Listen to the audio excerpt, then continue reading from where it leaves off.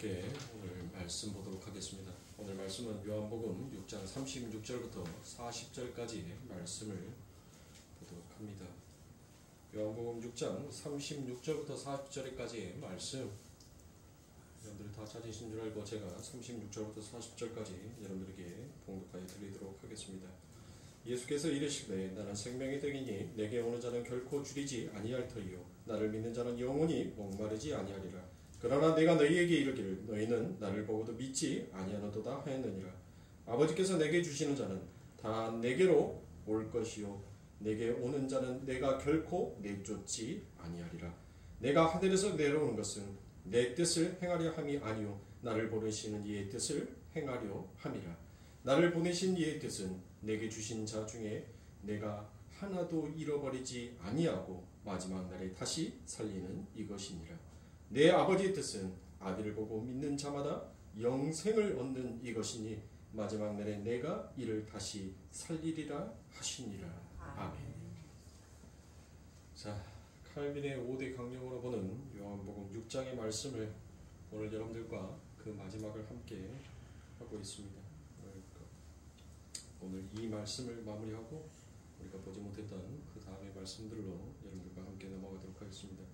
칼빈주의 신학의 원리, 이것을 우리가 튤립이다 라고 말씀을 드렸죠. 이 튤립은 이 5가지에 나오는 것에 대한 바로 앞 글자의 철자를 따서 만들어 보니까 그게 튤립이라는 것이에요. 그래서 그 첫 번째가 바로 전적인 부패를 나타내는 것이고, 두 번째가 무조건적인 선택, 세 번째가 제한적인 속죄, 그리고 네 번째가 불가항력적인 은혜, 그리고 다섯 번째가 성도의 견인이다라고 그와 같이 여러분들에게 말씀을 드렸죠.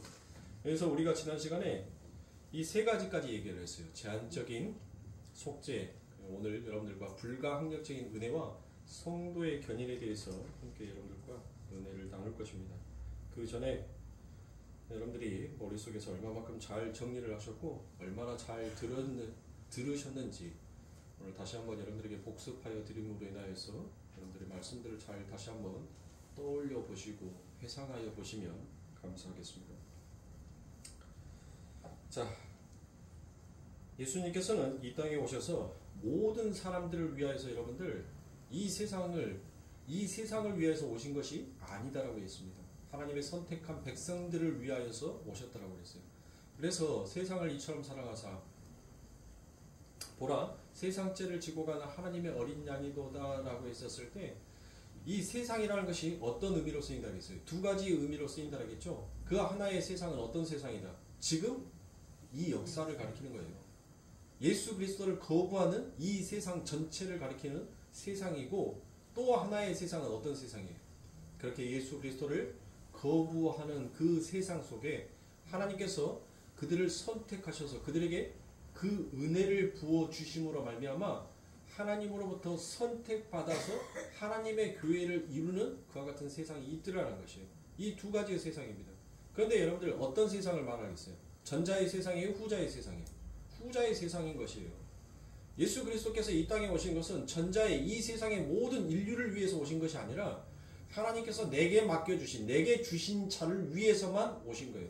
하나님의 백성들만을 위해서 오셨다는 것을 이야기하고 있는 것입니다. 그래서 거기서 인간의 전적인 부패가 무엇인지를 나타내고 있죠. 인간의 전적인 부패가 무엇이다라고 얘기했습니까?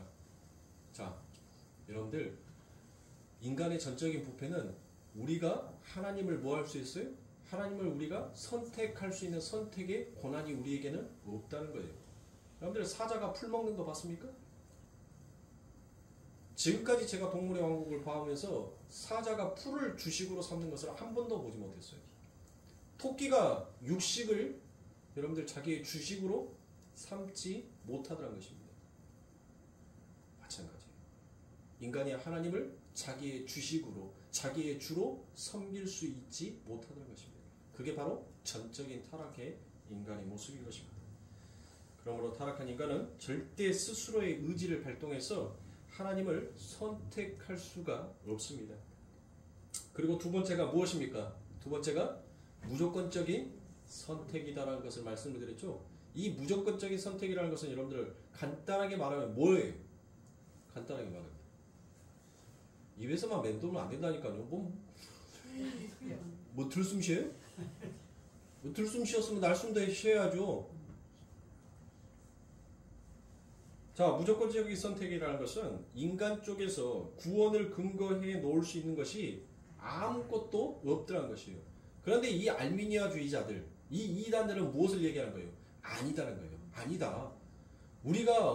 우리가 얼마만큼 열심히 우리의 열심을 발휘하고 우리의 의지를 발휘하느냐에 따라서 하나님 앞에 우리가 선택받을 수도 있고 탈락될 수도 있다라고 얘기를 하는 거예요. 그러니까 여러분들 알미니아주의자들은 어떤 특정한 자들을 말하는 것이 아니라 이 하나님을 하나님으로 인정하지 아니하는 것, 인간의 열심을 자꾸 도모시키려고 하는 게 그게 전부 다 알미니아주의인 거예요. 그게 전부 다 이단인 거예요. 이단. 진짜 개혁은 여러분들 뭐예요? 하나님의 은혜 앞에 넙죽 엎드려 들어가는 거예요. 거기 안에 인간의 그 어떤 열심도 인간의 어떤 수고도 보태질 수 없음을 깨닫는 것이 그게 은혜인 거예요. 그러니까 그 은혜를 깨닫지 못하니까 자꾸 인간에게 무엇을 요구하는 거예요? 너희 의지를 발동해서 너희 스스로 그 구원을 완성하고 이룰 수 있도록 너희들 열심을 내야 되지 않겠느냐. 그렇게 얘기한단 말이에요. 얼추 보면 여러분들 맞는 말 같잖아요. 얼추 보면 여러분들 그 말이 옳은 말 같잖아요. 그런데 그 열심도 누구에게서 나오는 거예요? 내 안에 계신 성령에게서 이끌려 나오게 되는 거예요. 내가 아무리 의지하고 내가 아무리 결단한다고 해서 내 스스로 그 모든 것들을 끊고 해결할 수 있는 방법이 아무것도 없습니다. 그래서 무조건적인 선택이다라고 하는 것은 바로 인간 쪽에서 구원의 근거로 내세울 만한 것이 아무것도 없음을 가리키는 것이 바로 무조건적인 선택인 것입니다. 그래서 그 말씀, 그 무조건적인 선택에 해당되는 그 구절이 바로 오늘 본문 37절의 말씀입니다. 아버지께서 내게 주시는 자는 다 내게로 올 것이요 내게 오는 자는 내가 결코 내어 쫓지 아니하리라 라고 이와 같이 얘기합니다. 구원받은 하나님의 백성들은 아버지가 선택하셔서 아들에게 주신 자다라는 것이에요. 그 선택에 어떤 이유와 조건이 있다라고 하나님께서는 전혀 말씀하지 아니하셨습니다. 당신의 백성들이 아직 태에 있기도 전에, 즉 창세전에 무조건적으로 그들이 이 땅에서 어떤 선한 일을 하기도 전에 무조건적으로 선택한 것이 바로 무조건적인 선택, 바로 기독교의 교리 두 번째 말씀인 것입니다. 그래서 하나님은 이 인간들이 나중에 이 세상에 태어나서 착한 일을 하나 못하나 이렇게 미리 내다보시고 그 사람을 구원한 것이 아니더란 것입니다. 그걸 바로 애정이다라고 그와 같이 얘기를 하지 않습니까? 그게 아니라 하나님은 바로 무조건적인 선택, 이 땅에서 우리가 태어나서 뭘 하기도 전에 하나님이 하나님의 마음대로 택하셨더라라는 것입니다. 그런데 왜 하필 나를 택하셨냐는 거예요. 왜 하필이면 나를? 그거는 그 이유는 여러분들 아무도 모른다는 것이에요. 그래서 사도 바울이 무엇이에요?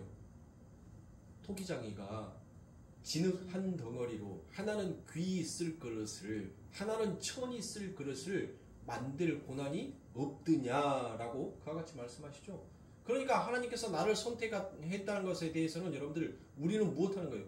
그저 감사일 뿐인 거예요. 감사일 뿐. 하나님이 나를 선택하지 아니하셨다면 나는 어떡할 뻔했을까라는 것을 여러분들 알고 깨닫는 자가 그게 성도라는 거예요. 왜 하필이면 나를, 많고 많은 사람들 속에서 왜 하필이면 나를, 그게 아니에요. 진짜 그 하나님의 은혜가 무엇인지를 아는 자는 그 하나님 앞에 감사하게 되어 있더라라는 것입니다.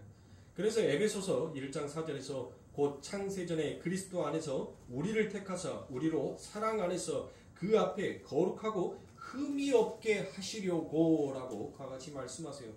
창세전에 이미 우리를 택하셨다라고 그와 같이 얘기를 하죠. 창세전에. 그러면 이제 창세전에 모든 하나님의 백성들이 택하여졌다라고 하니까 우리는 전도할 필요도 없고 선교할 필요도 없다라는 식으로 그와 같이 받아들입니다. 창세전에 다 택하였는데 뭐 하려고 그것을 우리가 하냐라는 식으로 생각하는 사람들이 있더라는 것이에요. 여기서는 분명 하나님이 과거 시제로 표기가 되어 있습니다. 창세 전에라고 하니까 이미 과거의 시제처럼 보이지 않습니까? 그런데 우리가 택하여졌다라고 되어 있는데, 그런데 오늘 본문 37절의 시제가 바로 무슨 시제로 되어 있는 거예요? 현재와 미래로 되어 있더라는 것입니다. 어느 부분이 현재와 미래로 되어 있다는 거예요. 37절에 내게 주신 자는 이라는 말이에요. 이 내게 주신 자는 이라는 것은 여러분들 뭐예요? 지금 현재도 하나님 앞에서 주어지는 자, 그들이 있더라라는 것이에요. 그 자들이 없으면 여러분들 무엇해요? 더 이상 그 자들이 없으면 예수님께서 이 땅에 강림하셔야죠. 이 땅에 오셔야죠. 그렇잖아요. 하나님께서 선택한 그 어린 양들이 다 채워지면 예수님께서는 반드시 이 땅에 와서 이 땅을 여러분들 무엇해야 돼요?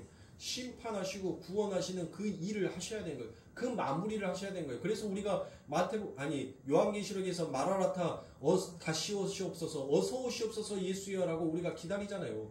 그것을 바로 성도라고 얘기를 하지 않습니까? 그렇잖아요. 그렇죠.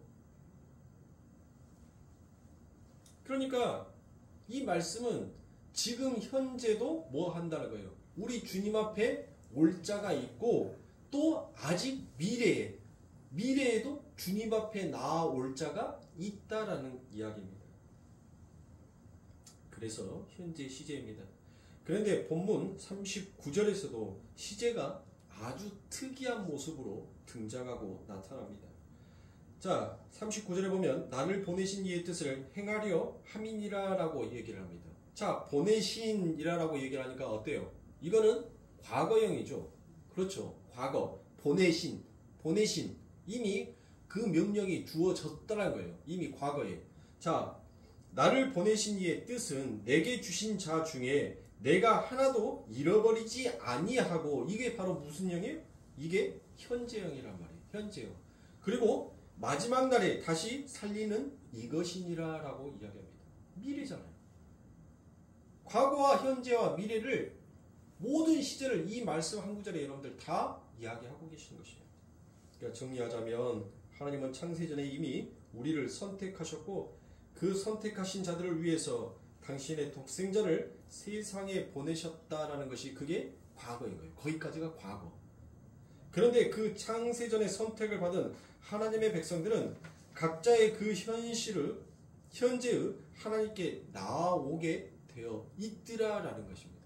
그러니까 즉 무슨 말이냐면 이미 묵시에서는 모든 하나님의 백성들이 다 완성이 되어 있어요. 다 완성이 되어 있단 말이에요. 그런데 그 완성된 자들이 하나님 앞에 나아오게끔 하기 위해서 하나님께서 구원의 완성, 그 하늘나라의 완성, 하나님의 일하심의 완성이 무엇인지를 설명하기 위해서 이미 하나님께서는 묵시의 세계에서 다 선택받은 자를 500년 전에 선택받은 자를 현세에 보내는 거예요. 그래서 현세에 그 사람이 무엇을 받는 거예요? 예수 그리스도 앞에 나아옴을 받는 거예요.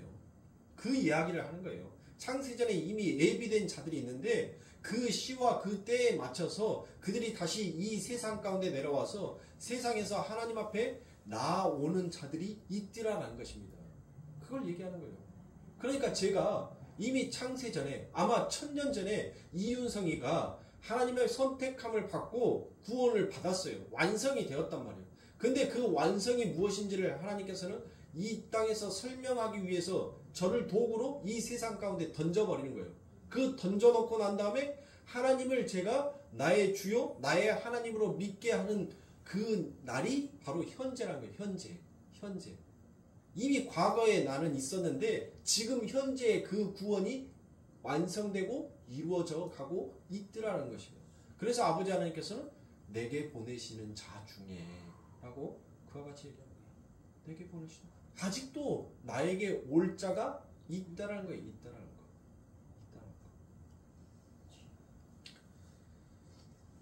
그런데 여러분들 잘 보시면 오늘 본문에서 우리에게 아주 용기를 주는 구절이 한 절이 있습니다. 그 구절이 어디겠습니까? 하나님이 부르시는 자는 다 주께로 나오더라 라고 그와 같이 얘기합니다. 다 내게로 올 것이다 라고 그와 같이 얘기합니다. 그 말은 뭔 말이에요? 내게로 올 것이라는 것은 하나도 빠짐없이 전부 다 오게끔 만들어져 있더라는 것이에요. 그러니까 우리가 이 무조건적인 선택은 내가 어떤 것을 열심히 해서 내가 죄를 많이 지어서 하나님 앞에 내가 버림을 받은 것이 아니라 내가 탈락된 것이 아니라 내가 죄를 짓든 아니 짓든 내가 그 하나님의 구원에 열심을 부리든 부리지 아니하든 이미 하나님께서는 창세전에 선택하셔서 생명의 책에 기록하여 나왔다는 거예요. 그렇게 하나님의 생명의 책에 기록되어 있는 자는 하나도 빠짐없이 다 내게로 올 수밖에 없게끔 이 모든 역사의 구조를 그렇게 만들어 놨던 거예요. 여러분들 물줄기 보세요. 물줄기를 한번 보세요. 그 물줄기는 여러분들 어때요? 우리가 어렸을 때 흙장난을 하면 이렇게 놀이터 같은 데 보면 이렇게 물이 고여 있잖아요. 그래서 그 물을 가지고 이렇게 빼기 위해서 물골을 만들어요. 물골을 만드는데 어떤 애기들은 직선으로 쭉 빼버리는 애들도 있고 어떤 애들은 구불구불 만들어놔서 여러분들 빼는 아이들도 있어요. 근데 결국 어때요? 그 물줄기는 지 스스로 길을 개척해서 가지 못하더라는 것이에요. 이미 골이 파져 있는 그 물줄기에 만쳐져서 그 물은 흘러가게끔 되어 있더라고요. 이 역사가 마찬가지예요. 하나님께서 이미 하나님의 성도들이 어느 길로 가야 할지 하나님께서는 그 길을 만들어 버리셨어요. 그래서 성도는 그 길로밖에 갈 수가 없는 거예요. 그 길을 거스를 수가 없어요. 역으로 갈 수가 없단 말이에요. 그 길이 어디예요? 바로 예수 그리스도인 것입니다. 내가 길이요 진리요 생명이다라고 얘기를 하잖아요. 우리는 성도는 그 길 밖에는 갈 길이 없는 거예요. 그런데 우리 스스로 여러분들 길을 개척하겠다라고 나서는 그 자체가 뭐예요? 그게 타락인 거예요. 그게 사망인 거예요. 물줄기가 여러분들 그 물줄기를 따라서 흘러야지 여러분들 끊임없이 끊기지 아니하고 갈 수 있어요. 그러나 그 물이 다른 데로 새버리면 이내 곧장 스며들고 그 물은 흔적도 없이 사라지고 마는 것입니다. 그렇죠? 그게 바로 우리의 인생이에요. 성도는 길이요 진리요 생명이신 예수 그리스도의 그 길을 위해서 벗어나 버리면 이 세상 가운데서 먼지처럼 사라지고 없는 것이 바로 우리의 존재라는 것입니다. 그러니까 우리들 삶 가운데 부어지는 것이 얼마나 하나님의 은혜인지를 아셔야 합니다. 아셔야 해요. 이렇게 말씀을 드리면 에라 모르겠다. 하나님께서 창세전에 나를 이미 선택하셨으니까 아니 내가 죄를 짓든 내가 열심을 부리든 열심을 안 부리든 하나님이 이미 나를 선택하셨으니까 나는 구원이 바뀌지 않겠지라고 해서 이제 내 마음대로 산다? 여러분들 그게 곧 우상 숭배인 거예요. 그게 교만인 거예요. 그게 하나님은 그 교만을 치시는 거예요. 왜 쳐요? 죽이기 위해서. 뭘 죽이기 위해서? 그 안에 담겨져 있는 사망을 죽이기 위해서. 그 사망이 죽어야지만이 생명이 거기 안에서 나올 수가 있으니까. 그러니까 성도의 삶은 여러분들 늘 뭐 하는 거예요? 늘 인생이 고달픈 거예요. 늘 힘든 거예요. 늘.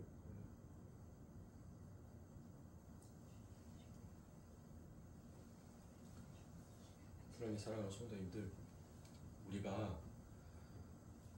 제가 우리 성도님들에게 이것도 하지 마십시오. 저것도 하지 마십시오. 일단 여러분들이 먼저 만들어져 가야 하지 않겠습니까? 라고 말씀을 드렸는데 여러분들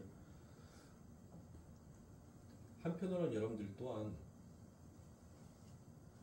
내가 어떤 준비된 말이 없어도 내 안에 복음의 진리가 정리되지 아니하여도 우리는 무엇해야 되는 거예요? 하나님의 복음을 전하는 전달자의 역할로 살아야 하는 거예요. 그게 하늘의 스피커의 역할인 거예요. 그거 하느라고 여러분들 우리를 이 땅에 보낸 거예요. 스피커가 고장나면 여러분들 뭐 해야 돼요? 고쳐야죠. 근데 고쳤는데 여러분들 그 역할을 제대로 못하면 뭐예요? 결국은 그 스피커는 폐기 처분되는 거예요. 직무유기를 해서는 아니 된다는 것입니다. 그들이 듣든 안 듣든 누가 하나님의 선택받은 자인지를 우리는 상관할 필요가 있어요, 없어요? 이 스피커가 보세요. 누가 내 소리를 들어주는지 안 들어주는지에 따라서 듣는 사람에게만 이 스피커가 그 소리를 울리고 안 듣는 사람에게는 그 소리를 끊어버립니까? 스피커는 남이 듣든지 말든지 지 역할만 하는 거예요. 자기 역할. 성도는 이 땅에서 여러분들 그 역할을 하는 거예요. 그 역할을. 그러니까 부지런히 우리는 뭐 해야 돼요?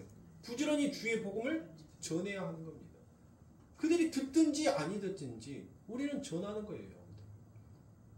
전하는데 여러분들 세상이 못 알아먹어요. 못 알아먹는다니까요. 왜 못 알아먹어요? 여러분들 어떤 사람이 목사님이 하도 전도해라 전도해라라고 얘기를 하니까 이 사람이 망월동 묘지에 가가지고 주 예수를 믿어라! 안 믿으면 지옥, 믿으면 천국이라고 얘기를 했는데 아무도 자기 얘기를 안 듣더라고요. 아무도. 여러분들 그게 세상이라는 거예요. 그게 이 세상이에요. 그게 죽은 자의 세상인 거예요. 이 세상이 여러분들 회개하라 천국이 가까웠노라라는 그 말씀을 듣고 여러분들 나오는 세상이 아닌 거예요. 그런데 내가 열심히 복음을 전했는데 씨앗이 하나님 열매가 하나님 그 나무의 가지에 줄기가 왜 내 계산법으로 가시는 거예요? 이 세상은 여러분들 마치 망월동 묘지에서 회개하라 천국이 가까웠느니라 주 예수 그리스도를 믿으라 너희에게 참된 영생의 복이 임하리라라고 말하여도 거기에서 아무도 답을 하지 아니하는 것이 바로 이 세상인 거예요. 이 세상. 그 세상 가운데 여러분들이 하나님의 무조건적인 선택에 의해서 지금 무엇을 듣는 거예요? 회개하라 천국이 가까웠다라는 그 이야기를 듣고 있는 것입니다. 그러니까 은혜인 거예요. 은혜. 그러므로 사랑하는 성도님들, 우리가 무엇이 준비되어 있든 준비되어 있지 아니하든 우리는 그 천국의 복음을 그 하나님의 말씀을 이 땅에서 선포하는 자예요. 남이 듣든지 아니 듣든지. 그런데 그 중에 창세전에 하나님께서 내게로 올 자, 내게로 올 자가 아직 있더라는 것이에요. 왜요? 오늘 본문에서 무슨 시제로 쓰여져 있습니까? 37절이 현재와 미래의 시제로 쓰여져 있습니까? 지금 현재도 그 일이 진행 중이고 앞으로도 그 일이 진행될 것이니까 하나님께서 뭐 하라는 거예요? 너희는 너희의 스피커의 역할만 해. 하늘의 소리는 내가 그들에게 전할 테니까 너희는 그 울림만 내. 이 세상 가운데서 그러면 그 속에서 내가 올 자들을 내가 끄집어 당길게. 제가 지난 시간에 여러분들 뭐 했어요? 이끌다, 헬키오. 그게 뭐예요? 유튜브 동영상 안 올릴 거예요. 나 진짜 시기 질투 나왔고 나 유튜브 동영상 이제 더 이상 안 올릴 거예요. 뭐 올려놔봤자 아무도 듣지도 않고 생각도 안 하고 일주일 전에 있는 것을 여러분들 잊어버리면 안 되지. 그게 뭐예요? 우리 정숙경 권사님 열심히 이렇게 하는데 그래요. 어부가 물고기를 끄집어 올리는 거 그게 헬키온이에요. 그게 우리가 하나님의 복음을 전하면 누가 그 일을 하겠다는 거예요? 사람을 낚는 어부가 되신 우리 예수 그리스도께서 너희는 그물의 역할만 해. 그 그물에 물고기가 걸리게 해서 끌어올리는 것은 내가 끌어올릴게 라고 말씀하고 계시는 거예요. 그래서 고린도전서 15장 58절의 말씀에 그러므로 내 사랑하는 형제들아 경고하며 흔들리지 말며 항상 주의 일에 더욱 힘쓰는 자들이 되라. 왜요? 왜? 그 뒤에 이유가 나옵니다. 이는 너희 수고가 주 안에서 헛되지 않은 줄을 알이니라 라고 이와 같이 보세요. 여러분들이 이 땅에서 그 하나님의 스피커의 역할을 하는 그 일이 주 앞에서는 헛된 일이 아니라는 거예요. 헛된 일이 아니라는 거예요. 그 이유를 성경은 명확하게 우리들에게 말씀하여 주고 있지 않습니까? 그러니까 뭐 하라는 거예요? 내가 너희에게 그 열심을 도모하게끔 원동력의 힘을 줄 때 너희도 그 에너지와 그 힘을 발휘할 수 있는 능력을 키우라는 거예요. 키우라는 거. 자, 이렇게 해서 제가 다시금 한번 여러분들에게 뭘 설명해 드렸어요? 전적 부패, 전적 타락, 그 다음에 무조건적인 선택, 그 다음에 제한적 속죄에 대해서 말씀을 드렸고, 이제 불가항력적인 은혜를 말씀을 드립니다. 이 불가항력적인 은혜라는 것은 하나님께서 구원하시기로 작정한 사람은 본인이 그 은혜를 거부할 수 없다라는 것이 불가항력적인 은혜인 것이에요. 그러니까 지금 무슨 말이냐면, 자, 하나님께서 나를 무조건적으로 선택을 했어요. 왜 하나님 남입니까? 나 좀 놔두세요. 이 세상에서 저 화려한 네온사인이 나는 더 좋아요. 하나님, 나는 일말의 성경의 악의 뿌리라고 말하는 그 돈이 나는 너무너무 사랑스러워요. 그 돈에 내 코가 뭉그러진다 하더라도 하나님, 나는 그 돈이 내 삶 가운데 넘치면 좋겠어요. 근데 하나님, 왜 자꾸 내가 가지고 있는 것을 자꾸 뺏어가세요? 아니, 더하여 주지는 못할 망정 왜 가지고 있는 것마저 그렇게 자꾸 뺏어가시냔 말이에요.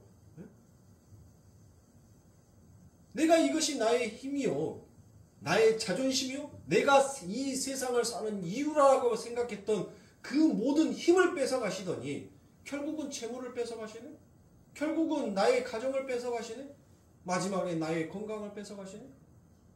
나의 전인 존재를 다 뺏어가시는 하나님, 너무한 거 아닙니까? 나 차라리 지옥 갈라니까 제발 이쯤에서 나를 놔둬 주시고 본토 아비 나는 마귀에게로 가겠습니다 라고 그렇게 우리가 하나님 앞에 말을 한다 하더라도 하나님께서 뭐 한다는 거예요? 물고기가 아무리 저항해봤자 여러분들 뭐합니까? 결국 그 물고기는 뭐 할 수밖에 없어요?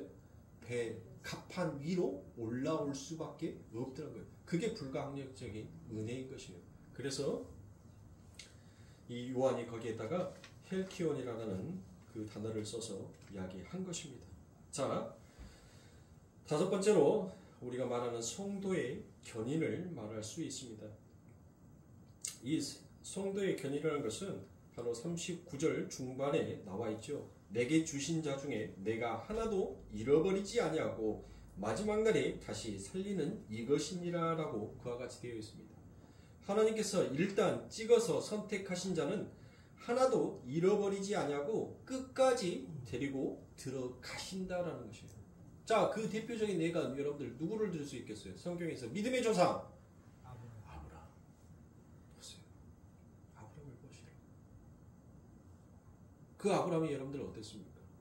그 본토와 아비집을 떠났어요. 정말 잘 먹고 잘 살아왔어요. 정말 호요식하면서 살아왔단 말이에요.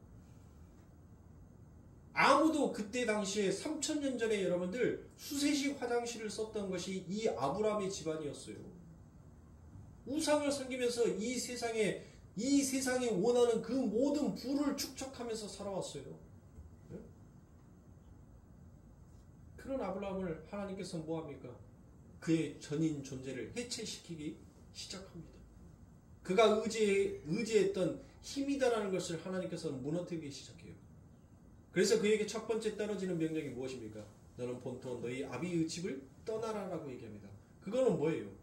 그때 당시에 친인척들이 항상 한 마을에 모여서 살았어요. 그러니까 어디를 가든지 간에 여러분들 뭐예요? 저 어렸을 때까지만 해도 저는 어렸을 때 키가 좀 작은 편이었어요. 근데 깡다구가 좋아가지고 다 쥐어 패고 다녔습니다. 제가 골목대장이었어요. 지금 신성이가 다니고 있는 서강초등학교 바로 밑에 제가 거기에서 살았어요. 제가 어렸을 때. 여기에서 대성이라고 있는데 저보다 한 살인가 2살인가 많아요. 근데 걔도 제가 두드러 패봅니다. 네. 깡으로 그냥 갖고 점프해서 딱 때려불면 한 대 맞고 엄마 하고 집으로 가요. 근데 그 동생이 또 우리 이지혜 집사랑 친구예요. 친구. 네. 뭔 얘기를 하려고 내가 이 얘기를 끄집어냈지? 네. 그래요. 네. 근데 그때 당시에 그 그 마을 부락에서 저를 모르는 사람이 아무도 없었어요. 그래서 항상 이제 저희 어머니 아버지가 그 마을 그 동네에서 이제 잘 항상 이렇게 퍼주고 잘 그렇게 하니까 저 집은 항상 이런 집, 그러니까 뭔 문제가 있어도 저 집은 예외야. 저 집은 아니야. 다른 집은 몰라도 저 집은 절대 그럴 집이 아니야. 라고 항상 예외 조건에 빠져 있었어요. 그러니까 동네에서 치고받고 싸움을 해도 동네 할머니들이 저를 붕댕이를 때리는 것이 아니라 만만한 게 대상이었어요. 이놈의 새끼야, 네가 째까는 것을 괴롭혔으니까 저 째까는 것이 앙중앙중 거리면서 안 뚫어 맞으려고 이렇게 덤볐지. 큰 놈이 저 째까는 게 그 큰 놈한테 괴롭혔겠냐? 네가 등치가 큰 네가 저 째까는 애를 괴롭혔으니까 그렇게 했겠지라고 했단 말이에요. 그러니까 항상 여러분들 뭐예요? 마을에서는 여러분들 그 동네 안에서는 모든 사람들이 그냥 저만 아이고 이쁘다 아이고 착하다 하면서 할머니들이 궁둥이 땅땅 하고 때려주니까 아주 기고만장하게 사는 거예요. 기고만장하게. 그 동네에서 보세요. 아브라함이 그랬단 말이에요. 어디를 가든지 간에 나 누구누구 집안에 나 아들이여 라고 얘기를 하면 아무도 그를 건드릴 자가 없었어요. 그런데 하나님께서는 못합니까? 그 아브라함을 떠나라고 얘기합니다. 그 아브라함이 떠났어요. 자신의 삶의 습관을 하나도 버리지 못했어요. 하나님의 은혜를 입었다 하면서도 여전히 자기가 살아왔던 그 삶의 답습을 그 하나님의 은혜 가운데 여전히 하고 있다는 것이에요. 그 말은 뭔 말이에요? 하나님의 은혜 가운데 살아가면서도 여전히 그 습관적인 죄를 버리지 못하더라는 것이에요. 그래서 뭐합니까? 그 아내를 나의 누이요 나의 동생으로 2번씩이나 팔아먹지 않습니까? 하나님의 말씀을 기다리지 못하고 그는 금방 자신의 육신의 생각으로 간음을 해버립니다. 그런데 결국 여러분들 어때요? 그 아브라함이 한 번도 하나님 보시기에 선하고 착하고 아름답고 하나님의 영광을 돌릴 만한 일을 한 것이 아무것도 없었어요. 그런데 하나님께서는 그 아브라함을 믿음의 조상으로 만들어버리시다. 이게 바로 성도의 견인인 것이에요. 다윗을 보세요. 하나님의 은혜를 입었습니다. 그래서 모든 일을 하는 것마다 다 승승장구했어요. 그런데 그 다윗의 마지막에 하나님 앞에 무엇을 죄를 범합니까? 간음의 죄를 범합니다. 그리고 하나님께서는 분명히 너의 힘을 과시하지 말라라고 하면서 인구조사를 하지 말라라고 했습니다. 그런데 자기의 이름, 자기의 명성을 위하여서 그는 사람의 수를 쉬어버립니다. 그런데도 무엇합니까? 하나님은 그 아브라함을, 그 다윗을 버리지 아니하시라는 것이에요. 오히려 하나님께서 그들에게 징계를 내리세요. 그 징계를 내리시는데 어떤 징계를 내리세요? 어떤 징계? 내가 너를 결코 떠나지 아니하리라 라는 그 징계를 내리시라는 것입니다. 그게 바로 성도의 길입니다. 우리가 하나님 앞에서 어떠한 모습으로 어떠한 죄를 진다 하더라도 하나님께서 우리들에게 징계를 내리신 것은 바로 그거예요. 나는 너를 결코 떠나지 아니하리라. 그 말씀은 뭔 말이에요? 하나님께서 반드시 너를 내 백성으로 만들어내시겠다라는 하나님의 굳은 결단력이 그 안에 담겨져 있는 것입니다. 그것을 칼빈은 성도의 견인이다라고 그와 같이 표현한 거예요. 그러므로 사랑하는 성도님들, 여러분들은 믿음에 대한 확신을 가지셔야 돼요. 내가 이렇게 하면 하나님께서 나를 버리지 아니하실까? 내가 이렇게 했기 때문에 하나님이 나를 미워하지 아니하실까? 그런 믿음 없는 소리 하지 마세요. 여러분들이 하나님 아니에요. 우리가 하나님 아니란 말이에요. 근데 왜 그런 믿음 없는 소리를 하세요? 그 믿음은 그렇게 말하는 자들은 그 믿음의 중심이 누구에게 서 있는 거예요? 하나님 앞에 서 있는 게 아니라 나 중심에 있는 거예요. 나 중심 안에. 그래놓고 누가 조금만 뭐 하면 에이! 나 그 교회 안 가. 나 예수 안 믿어. 그런 어린아이 같은 투정 부리는 소리 하시면 아니 돼요. 하나님께서는 우리가 어서 장성한 분량이 되어서 하나님의 그 마음의 뜻을 조금이라도 헤아려 줄 수 있는 자가 되기를 하나님은 너무나도 학수고대하고 있단 말이에요. 그러나 하나님 앞에 여전히 아직 젖먹이 아이처럼 여러분들 뭐 하고 있는 거예요? 그렇게 투정 부리고만 있다면 되겠냔 말이에요. 다른 일에 대해서는 마치 어른처럼 그 목에 핏대를 세우고 자기의 지식의 지혜를 내놓으면서 하나님의 말씀 앞에서는 전혀 어린 양 같은, 어린 아이와 같은 그런 철부지의 모습을 내려놓는 것이 그게 과히 믿음의 사람이다라고 말할 수 있겠습니까? 베드로를 보세요, 여러분들. 베드로가 어땠어요? 주는 그리스도시요 살아계신 하나님의 아들입니다 라고 그와 같이 말씀했어요. 그럼 그 베드로가 뭘 했어요? 아, 나 저는 몰라. 오이, 저런 큰일 날 사람이네. 아니, 저렇게 죄를 지어가지고 저렇게 나무에 달려서 죽어야 할 자가 내가 어떻게 안단 말이야? 나는 저런 사람 몰라 라고 그와 같이 얘기했던 그 베드로. 정말 그 안에 여러분들 자신의 굳은 의지와 결단으로 만약에 그 고백을 했다라면 여러분들 뭐 해야 돼요? 내가 죽으면 죽으리라. 나도 십자가에 못 박아라. 나도 십자가에 못 박아라 라고 그와 같이 당당하니 그 앞에 나갔어야죠. 그런데 여러분들 그 베드로는 뭐 했어요? 그 예수 그리스도 당신의 스승을 3번이나 그 죽음의 현장에서 그 예수님이 당신의 스승이 어떠한 비명을 지르고 죽으셨는지를 현장의 눈으로 다 목격한 베드로였어요. 그 베드로가 결국은 뭐예요? 다시 어디로 갑니까? 3년 반이라는 이 시간 쨍하고 볕들날 올 줄 알았는데 별거 아니었네? 그래, 내 본업으로 다시 돌아가자 하고 돌아가 버렸어요. 그런데 누가 찾아옵니까? 예수님이 찾아와요.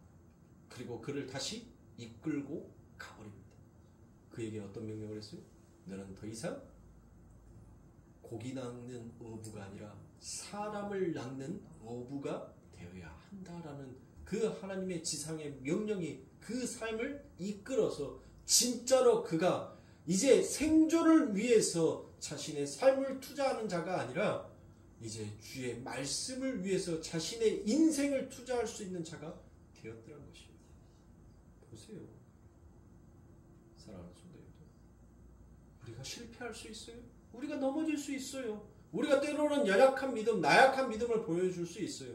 그러나 거기에서 하나님께서 원하시는 답은 하나님 내가 이런 모습으로 과연 구원받을 수 있겠습니까? 라는 그런 오만방자한 말이 아니라 고난 중에 감사할 수 있는 하나님, 내가 이렇게 하나님 앞에서 수없이 많은 죄를 지었음에도 불구하고 나를 당신의 아들로 인쳐주신 하나님, 하나님의 그 은혜를 더욱더 이 죄들을 통하여서 깨달을 수 있게끔 하여 주옵소서. 그 지혜를 허락하여 주시옵소서. 하나님 앞에 은혜와 영광을 돌릴 수 있는 복된 입을 허락하여 주시옵소서라고 그렇게 기도하기를 하나님은 바라시는 거예요.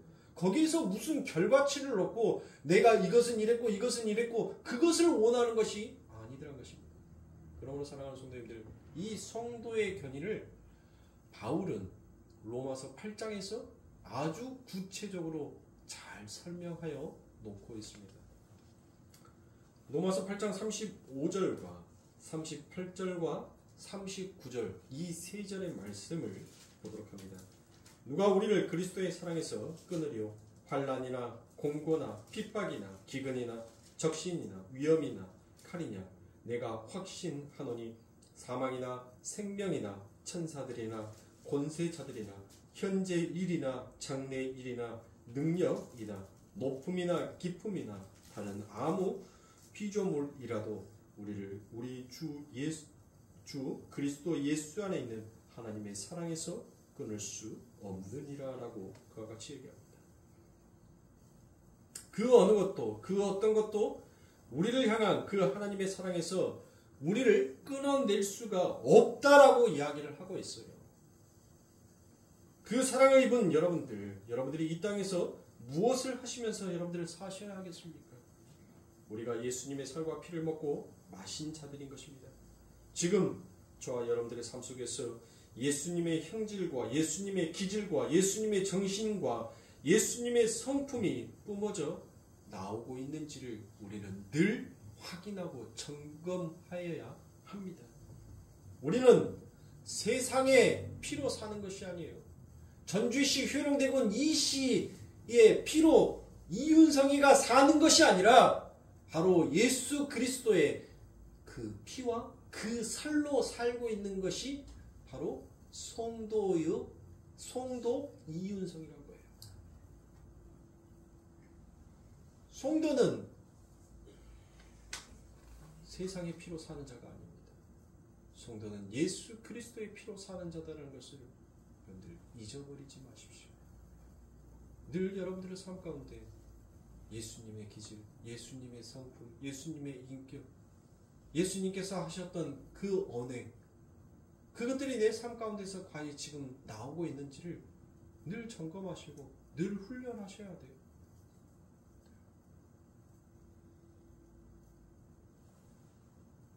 들을 게 있는 자는 들을지어다. 이 말씀이 여러분들 안에 성령의 은혜로 들려오는 자는 그 하나님의 은혜의 삶을 살아가기 위해서 몸부림치며 살아가게 될 것입니다. 그런 삶을 사시기 위해서 노력하세요. 그냥 자포자기하는 신앙생활을 하시면 안 돼요. 우리는 열심을 내야 됩니다. 그 열심은 여러분들 세상에 대한 열심이 아니에요. 나의 이름을 위한 열심이 아닙니다. 바로 하나님의 이름을 위한 열심을 내셔야 합니다. 그렇게 하기 위해서 하나님께서는 이 모든 은혜들을 우리들에게 한없이 부어주고 계세요. 과거에 이미 다 부어준 것이 아니라 우리 아버지 하나님께서는 오늘 우리들의 삶 가운데 전적인 부패, 전적인 타락을 하고 있는 우리들을 하나님께서 무조건적으로 하나님의 그 사랑으로 우리를 덧입혀 버리셨고, 하나님은 그 사랑으로 우리의 죄를 보시지 않으시며 그 하나님의 은혜로 우리를 하나님의 나라로 이끌고 가시는 하나님이라는 거예요. 그 일은 지금 현재에도 있고 바로 앞으로 우리에게 다가올 그 시간 속에서도 그 하나님의 일하심은 영존하신 것이에요. 그래서 성도는 하나님 앞에 감사 외에는 드릴 찬송이 없는 것입니다. 늘 하나님 앞에 감사하면서 하나님의 그 은혜를 늘 잃어버리지 아니하는, 그리고 하나님의 그 이름을 위하여서 열심을 부릴 수 있는 정말 복된 성도님들이 되시길 주님의 이름으로 축원합니다. 기도하겠습니다.